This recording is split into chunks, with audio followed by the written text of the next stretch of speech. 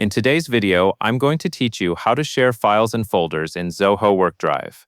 Sharing in Zoho WorkDrive is a simple way to collaborate with teammates while staying in control of who can access your content and what they can do with it. Before you share, take a moment to confirm you have selected the correct item, since permissions apply to the file or folder you choose.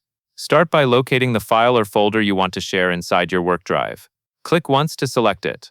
You should see it highlighted, which confirms you are working with the right item. If you are sharing a folder, remember that access typically applies to everything inside that folder as well, so it is a good idea to review the folder contents first. With the file or folder selected, go to the top action bar and click Share. This opens the sharing panel where you can choose who gets access. Next, type the email address of the person you want to share with, or type the name of a team if you are sharing with a group.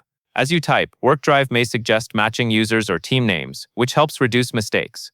Make sure you select the correct recipient, especially if multiple people have similar names.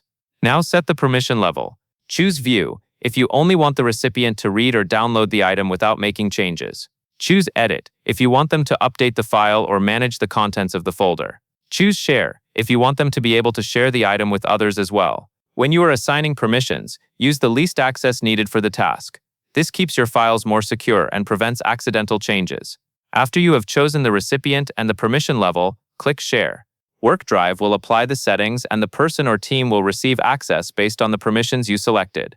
Take a final moment to verify that sharing was successful by checking the sharing panel for the list of people who now have access and the permission shown next to their names. That covers everything you need to know.